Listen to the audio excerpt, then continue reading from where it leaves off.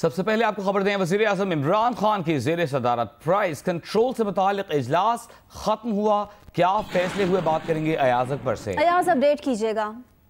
वज़ीर आज़म इमरान खान की ज़ेर सदारत प्राइस कंट्रोल कमेटी का इजलास हुआ है, जिसमें फ़खर इमाम अब्दुल हफीज़ शेख, अब्दुल रज़ाक दाऊद समेत चारों चीफ सेक्रेटरीज भी शामिल थे। वज़ीर आज़म ने काफ़ी भरमी का इजहार किया कि पेट्रोलियम मसनूआत की कीमतों में जो कमी हुई है उसका फ़ायदा अवाम तक क्यों नहीं पहुँचाया जा रहा। वज़ीर आज़म के इस दौरान ये भी कहना था कि मुतअद्दिद बार चीफ सेक्रेटरीज को यह हिदायत जारी की गई हैं कि वो ज़िले सतह पर तमाम ज़ख़ीरा अंदोज़ों के खिलाफ जो है वो कार्रवाई करें और ग्राम फरोशों के खिलाफ भी कार्रवाई की जाए और फौरी तौर पर जो रिलीफ हुकूमत की जानिब से दिया गया है उसको आवाम तक उसके समरात हर सूरत में पहुँचने चाहिए। और ये कहा कि जो पेट्रोलियम मसनूआत में जो किल्लत सामने नजर आ रही है उस हवाले से भी आज काफ़ी तफसीलन गुफ्तगू की। वज़ीर आज़म ने चीफ सेक्रेटरीज को एक मरतबा फिर ये हिदायत दी कि वो ज़िले सतह पर तमाम डिप्टी कमिश्नर से जो है वो रब्ता करें और फौरी तौर पर जितनी भी प्राइस कंट्रोल जो उनकी कमेटियां हैं ज़िले सतह पर उसको फौरी तौर पर फाल करें और उनको कहें कि वो अपने अपने इलाकों में जाकर लोगों से बात करें और जो ग्राम फरोशी में मुलविस हैं, जो ज़ख़ीरा अंदोज़ी मुलविस हैं, उनका माल जब्त भी करें। कानून के मुताबिक जो ऑर्डिनेंस भी पास किया गया ज़ख़ीरा अंदोज़ों के खिलाफ उसके तहत उनके खिलाफ कार्रवाई भी की जाए। और पेट्रोलियम मसनूआत के हवाले से उन्होंने कहा कि जो पेट्रोल पंप पेट्रोल मुहैया नहीं कर रहे उनको ये अहम फैसले हुए। अच्छा, इसके साथ एक और भी खबर है अयाज, वज़ीर आज़म की चेयरमैन पीसीबी एहसान मानी से भी मुलाकात हुई है, तो इसका अहवाल भी बताइएगा।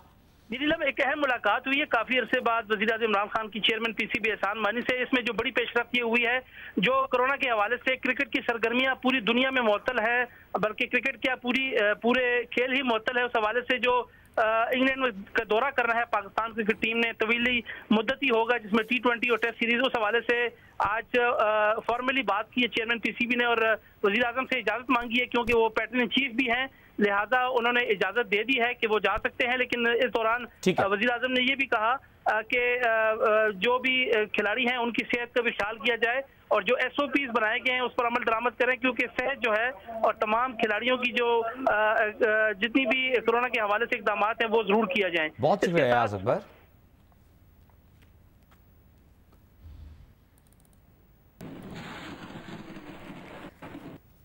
एक और अहम और बड़ी खबर, national command and operation centre ने इस्लामाबाद, कराची, लाहौर, कोयटा और पेशावर समेत मुल्क के 20 शहरों में स्मार्ट लॉकडाउन की सिफारिश की है।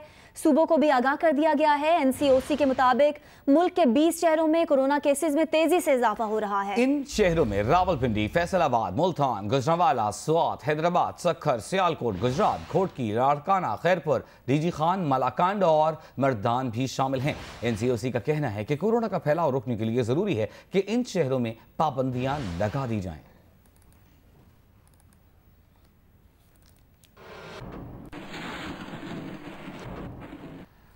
लाहौर में कोरोना का फैलाव रोकने के लिए कल रात 12 बजे से मखसूस इलाके सील करने का ऐलान कर दिया गया है। लॉकडाउन वाले इलाकों में Shahdara, Mozang, Shadbagh, Harbanspura, Gulberg, cantt, National Town और अल्लामा इकबाल टाउन के मुख्तलिफ हिस्से शामिल हैं। सूबाई वजीर सेहत यास्मीन राशिद का कहना है कि ये तमाम इलाके 15 दिन के लिए सील होंगे। इस दौरान खाने पीने की अशिया की दुकानें और मेडिकल स्टोर्स खुले रहेंगे। सूरत हाल बेहतर हुई तो 15 दिन से पहले इन इलाकों में लॉकडाउन खत्म करने का सोचेंगे।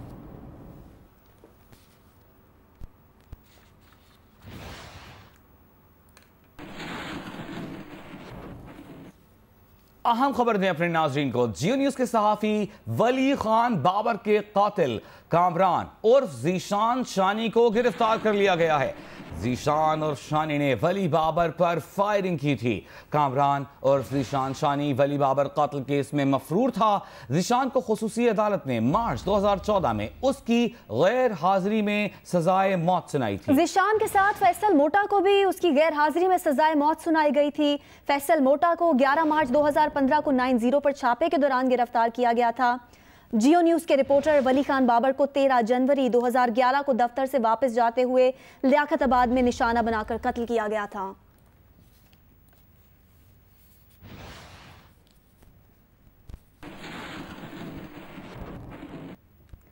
जियो न्यूज़ के हरदिल अजीज सहाफ़ी वली खान बाबर को हमसे बिछड़े 9 बरस बीत गए हैं। तफ्तीशी हुकाम के दावे के मुताबिक मुल्जिमान पकड़े भी गए और सजाएं भी सुनाई गई, लेकिन वली खान बाबर का कत्ल क्यों हुआ ये मुअम्मा अब तक हल नहीं हो सका। इस मुताबिक आपको काशिफ मुश्ताक की एक रिपोर्ट दिखाते हैं। सहाफत की दुनिया में हर दिन आगे से आगे बढ़ता हुआ, अपने पराए सबको खुश करने वाला और दूसरों की खुशियों पर रक्सा, ये था जियो न्यूज़ का चमकता दमकता सितारा वली खान बाबर। 13 जनवरी 2011 को पहलवान गोट में जुराइम पेशा अफराद के खिलाफ होने वाले ऑपरेशन की रिपोर्टिंग के बाद वली खान बाबर दफ्तर से घर जा रहे थे कि लियाकताबाद के इलाके में उन्हें बेदर्दी से कत्ल कर दिया गया। तफ्तीश का सिलसिला शुरू हुआ तो हैरत अंगेज तौर पर इस मुकदमे से जुड़े 6 अफराद को भी हदफ बनाकर कत्ल कर दिया गया।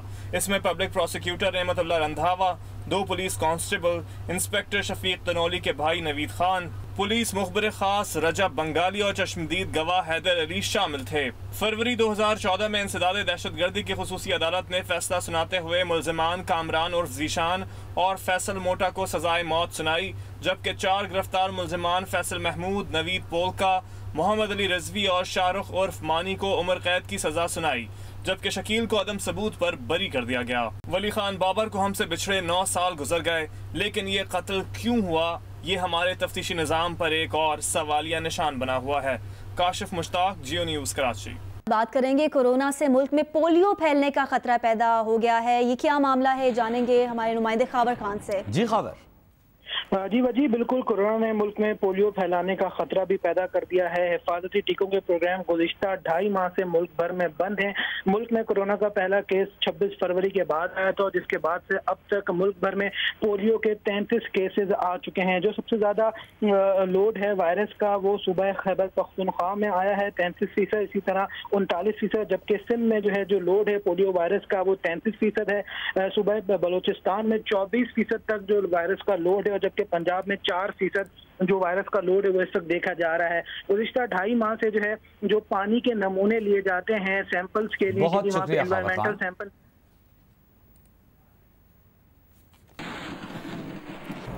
सूबाई वजीर नासिर हुसैन शाह प्रेस कॉन्फ्रेंस कर रहे हैं मुकम्मल तौर पर लॉ एंड ऑर्डर के लिए, और जो सहाफ़ियों के साथ और जिस पर हम लोग पीपल्स पार्टी यकीन रखती है आज़ादी सहाफ़त पर, और उसमें कहीं भी अगर कोई इस तरह का कदम उठाया गया हो जिसमें आपकी जान को ख़तरा हुआ हो या किसी की जान गई हो, तो उसको सीरियसली लिया जाता है, चाहे केस कितना ही पुराना क्यों ना हो।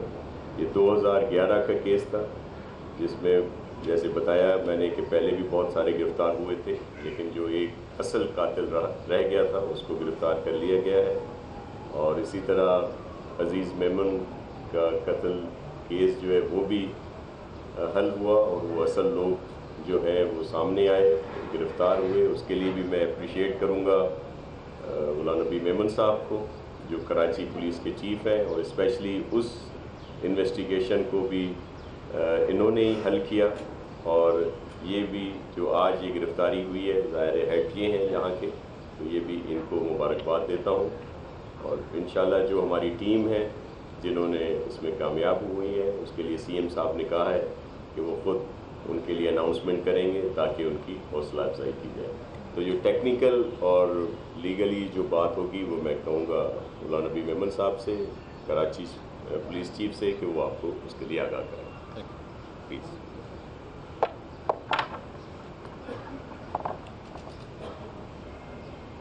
सबसे पहले तो बहुत शुक्रिया कि आप लोग शॉर्ट नोटिस पे आज यहाँ पे KPO आए। ये केस जिस तरह मिनिस्टर साहब ने बताया आपको, काफ़ी हाईलाइट हुआ मीडिया में, क्योंकि वली बाबर जियो टीवी का क्राइम रिपोर्टर था और काफ़ी एक्टिव रिपोर्टिंग करता था। और इसमें उसके मर्डर के बाद आपको पता होगा कि एक सीक्वेंस बना, काफ़ी सारे उस केस के विटनेसेस को मर्डर किया गया। तो नेचुरली ये केस मीडिया में काफ़ी टाइम पे आता रहा। जैसे आपको पता है कि वली खान बाबर 13 जनवरी 2011 को PS सुपर मार्केट के एरिया में उनकी डेथ हुई, उनको मर्डर किया गया। उसमें 5 विटनेस जो पहला विटनेस था रजब बंगाली, उसको 29/1/2011 को मारा गया। और इसी तरह से फिर 4 मज़ीद विटनेसेस डिफरेंट टाइम पे उनको मर्डर किया गया। आखिरी जो विटनेस, जो स्टार विटनेस था, जिसकी गवाही पे इनकी कन्विक्शन हुई थी, वो 12/11/2012 को हैदर अली के नाम से वो बंदा था जिनको मर्डर किया गया। इस केस में जैसे आपको पता है कि टोटल 8 अक्यूज़ थे, जिसमें एक बंदा लियाकत अली 1 साल के बाद इनकाउंटर में मारा गया, तो उसका ट्रायल नहीं हो सका। और 4 बंदे इसमें उनको लाइफ इम्प्रिजनमेंट हुई, जिनके नाम शाहरुख इलियस मानी, फैसल महमूद इलियस नफसियाती, सैयद ताहिर नवीद इलियस पोलका, सैयद मोहम्मद अली रिजवी इलियस अली, इनको लाइफ इम्प्रिजनमेंट मिली। 2 अक्यूज़ फैसल इलियस फैसल मोटा, और इसको फैसल मोटा को डेथ पेनल्टी मिली। और आखिरी अक्यूज़ शेख मोहम्मद कामरान इलियस जीशान इलियस ओस्मान, इसको भी कोर्ट ने, ATC कोर्ट ने डेथ पेनल्टी दी। ये 4 बंदे जिनको लाइफ इम्प्रिजनमेंट मिली, और फैसल मोटा जिसको डेथ पेनल्टी मिली, ये 2015 तक पकड़े गए। लेकिन ये शेख मोहम्मद कामरान इलियस जीशान इलियस ओस्मान, ये डिफरेंट जगहों पे अपनी हाइड आउट्स को चेंज करता रहा। और आज सुबह एक वफाकी इदारे की इंटेलिजेंस पे हमारे स्पेशल इन्वेस्टिगेशन यूनिट ने उसको असला समेत गिरफ़्तार किया। पहले कोई 4-5 साल ये डिफरेंट जगहों पे रहता रहा, जिसमें लांडी एक रेंटेड मकान पे था। उसके बाद ये शिफ्ट हो गया 90 पे, कोई 4-5 साल वहाँ पे 90 पे इसने अपनी एब्सकॉन्डिंग ज़िंदगी गुजारी। जब ये छापे पड़े, लोग पकड़े गए, तो वहाँ से फिर ये निकला। और इसका भाई एक है SM इमरान, उसने एक मकान अरेंज किया गुलशन मेमार में, तो ये अपनी फैमिली, वाइफ और 2 बच्चों के साथ वहाँ पे रह रहा था। इसने अभी तक जो हमने इंटरोगेशन की है, 4 मर्डर केस अब तक बताए हैं। क्योंकि अभी इसको हम मज़ीद इंटरोगेट करेंगे, तो होपफुली हमें जिस तरह की इसकी बैकग्राउंड नज़र आता है, क्योंकि ये ऐसा बंदा है जिसने वली बाबर को शूट किया था। He is the man shooter. इसी वजह से ATC कोर्ट ने इसको डेथ पेनल्टी दी। और दूसरा बंदा जिसको डेथ पेनल्टी मिली वो फैसल मोटा था, वो इस केस में मास्टरमाइंड था, इसकी वजह से उसको भी डेथ पेनल्टी मिली। कामरान ने 2008 में MQM लंदन ज्वाइन की, और ये फैसल मोटा के ग्रुप में टारगेट के टीम में ये चलता था। बेसिकली इनको जो डायरेक्शन मिलती थी वो अनीसुर रहमान और आमिर इलियस खालिद, ये 2 MQM लंदन के शूटर टीम के इंचार्ज साउथ अफ्रीका के, वहाँ से इंस्ट्रक्शन मिलते थे और फिर ये यहाँ पे एग्जीक्यूशन इनके थ्रू कराई जाती थी। जो अब तक इसने बताया है वो ये बताया है कि मारने की वजह वली खान बाबर को कि वो ANP के लिए काम करता था। अपने स्टूडेंटशिप के टाइम पे कॉलेज में भी वो पख्तून बेस्ड ऑर्गेनाइजेशन के लिए काम करता था, लिहाजा उन्होंने उसको इस वजह से टारगेट किया।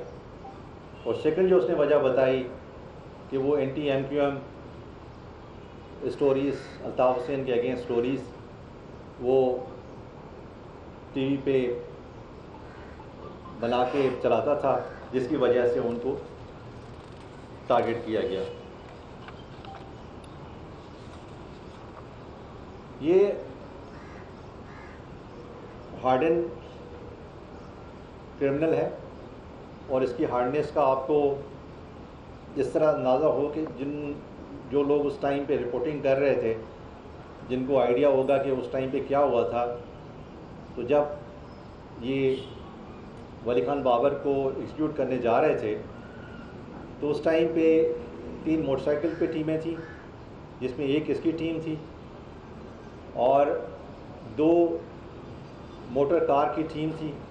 तो टोटल 5 टीमें इस किलिंग के लिए, टारगेट किलिंग स्क्वाड ने अरेंज की थी। जब उन्होंने वली बाबर को स्पॉट किया तो उस टाइम पे इसका जो मोटरसाइकिल था और इसका जो साथी था वो इस वजह से बाहर निकला कि इनका मोटरसाइकिल ख़राब हो गया और वो मौके से फ़रार हो गया। लेकिन इसने उसकी परवाह किए बगैर वली खान बाबर को शूट किया और उसी तरह से उसने जो ब्रोकन मोटरसाइकिल था उसको पैदल लेके वहाँ से निकल गया।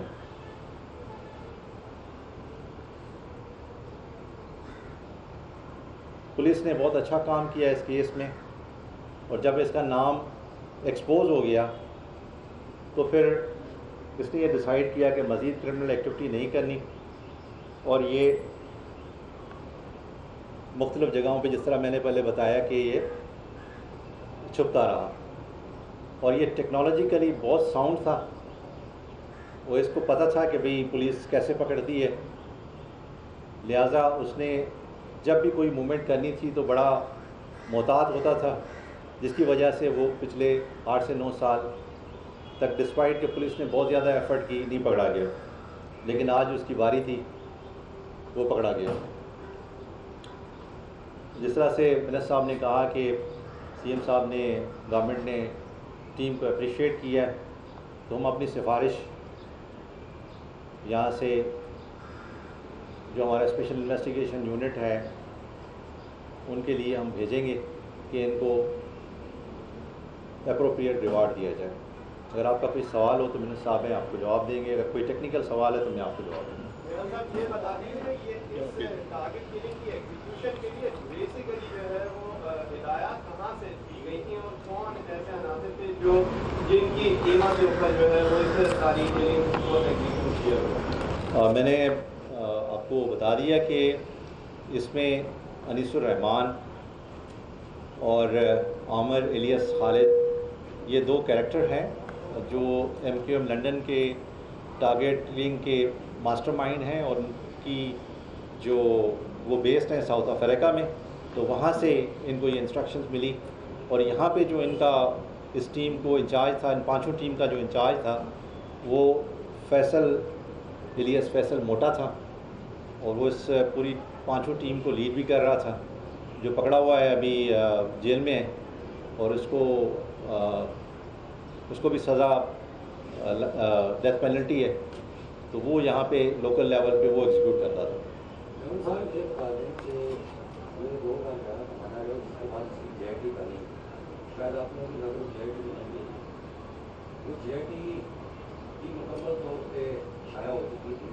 किसकी GIT? ठीक है। उसमें वाज़ेह लिखा हुआ था कि वली खान बाबर के कत्ल में जियो के कारकुन और मुजम्मा के कारकुन जुड़े। फिर आप मुझे ये बता दें कि जियो के कौन से कारकुन हैं? मेरे को काम आ गया, ये मुजम्मा का आदमी है और है भी इसमें कुछ हो रहा है, तो मुझे वो जरा बता दें कि जियो का कौन सा बंदा था उसमें मुलाजिम था और बल्कि वो क्लियर कर दें थोड़ा सा। और दूसरा मेरी खासा साहब से गुजारिश है, उनका कि सीएम साहब ने कहा कि साथियों का खास तौर पर ख्याल रखा जाए, तो डबल सवारी पे हमको पाबंदी लगा के बड़ा ख्याल किया भारत आप दे दें। जी देखें, आप एक ऐसा पॉइंट आउट कर रहे हैं एंगल, जिसको मैं इस तरह से जवाब दे सकता हूं कि देखें, हमने किसी को जो अक्यूज़ है इस केस में इस वजह से नहीं स्पेयर किया कि वो किसी मीडिया या किसी और इदारे से उसका ताल्लुक़ हो। अब तक जो भी बंदे पकड़े गए हैं उनकी प्रॉपर इंटरोगेशन हुई है, जो टीम्स बनी हैं उन टीम्स ने उनको आइडेंटिफाई किया, हर एक बंदा on the basis of evidence. इसमें 2 इम्पॉर्टेंट एविडेंस कोर्ट में प्रोड्यूस किए गए। एक एविडेंस आइडेंटिफिकेशन परेड का था, जिसमें हमारे जो स्टार विटनेसेस थे उनको आइडेंटिफाई किया, और दूसरा इसमें one of the accuse probably Shahrukh था, जिसकी कन्फेशनल स्टेटमेंट थी, जिसके बेसिस पे ये सारे नाम।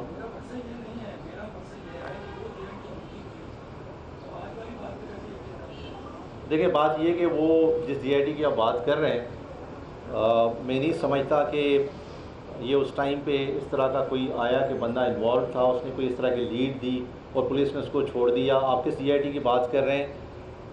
मैं उस DID को अभी मेरे नॉलेज में नहीं है, लेकिन ये कि मैं आपको यकीन दिलाता हूँ कि इस तरह आप जो बात कर रहे हैं ये मफरूज़ों पे ज़रूर थी। मैं भी उस टाइम पे इसको सुनता रहा, मैं डायरेक्टली इन्वॉल्व नहीं था, लेकिन ये कि बीइंग अ पुलिस ऑफिसर मुझे पता था उस टाइम पे ये मफरूज़े ज़रूर थे कि ये भी हो सकता है, ये भी हो सकता है, तो मफरूज़े पे पुलिस एविडेंस नहीं होता।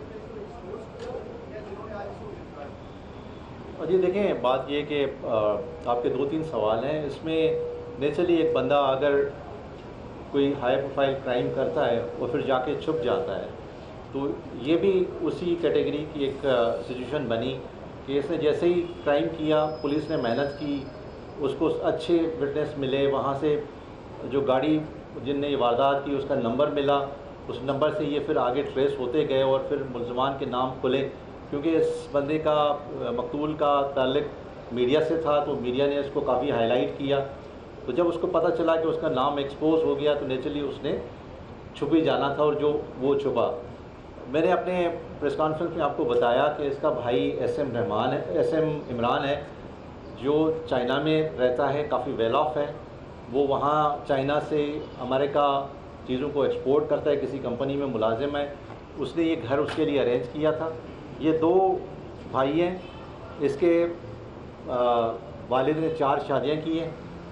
वो कहीं पे सिक्योरिटी कंपनी में कहीं सुपरवाइजरी की मुलाजमत करता है, लेकिन इसका भाई जो इसका सगा भाई है, ये 2 ही सगे भाई हैं, तो उसने ये पैसे अरेंज किया। अब तक जितने भी उसको ख़र्चा दे रहा था वो उसका भाई वहाँ से चाइना से दे रहा था।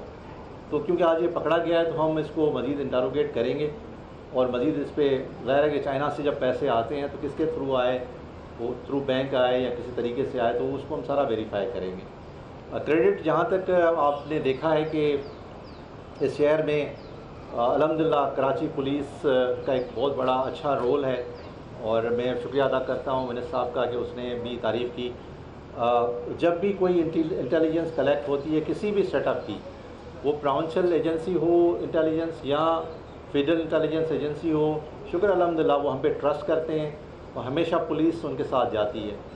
और दूसरी तरफ कोई हमारे पास इंफॉर्मेशन होती है जिसको हम टेक्निकली उसको हम अपग्रेड करना चाहते हैं, तो फिर हम कंसर्न एजेंसी के पास जाते हैं, वो हमें टेक्निकल सपोर्ट देते हैं। तो ये एक म्यूचुअल कॉम्बिनेशन हमारा चल रहा है और इस कॉम्बिनेशन की वजह से अगर आप क्रेडिट की बात कहते हैं तो ये क्रेडिट दोनों का है जो इक्वली इसमें काम कर रहे हैं। जहाँ तक आपके तीसरे सवाल का जवाब है, अल्हम्दुलिल्लाह हम जो लास्ट इंसिडेंट हुआ था, जो पुलिस ने काम किया, मरीर पुलिस ने काम किया,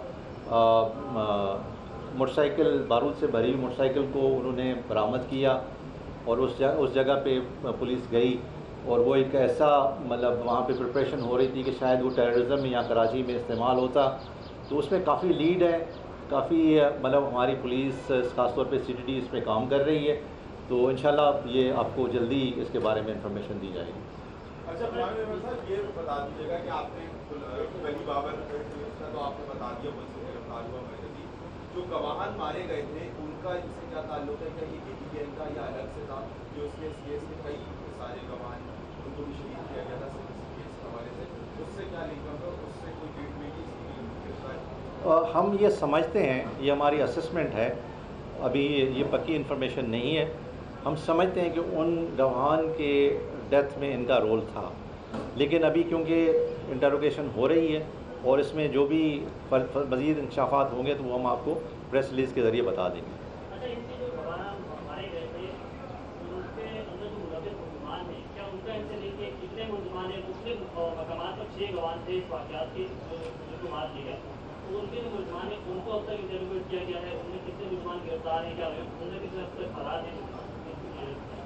देखिए, अभी ये लिंक जोड़ना इस वक्त इस स्टेज पे मैं कमेंट नहीं करूँगा, लेकिन नेचुरली ये एक ऐसा काम था जो कंसर्न जो टीम्स थी वो आपस में कोऑर्डिनेशन करके कर रही थी। एक इनका कोऑर्डिनेशन था, इसके अलावा 6 और टीम्स थी वो डिफरेंट जगहों पे काम कर रही थी, तो हमें थोड़ा सा वक्त इसमें चाहिए कि हम इसको ज़्यादा इस्टेब्लिश कर सकेंगे क्या हुआ था। अच्छा सर, ये सैयद नाफिर हुसैन शाह में सिंध पुलिस और कराची पुलिस मतलब हमेशा अच्छे काम करती रही है, लेकिन सर ये सिंध पुलिस के मुलाजमीन का जो सन कोटा है और जो 40 कोटा है, इसके ऊपर एक अरसे से लॉकडाउन है, ये कब खुलेगा? बाबर के कातिल की गिरफ्तारी के हवाले से पुलिस चीफ कराची के प्रेस कॉन्फ्रेंस कर रहे थे।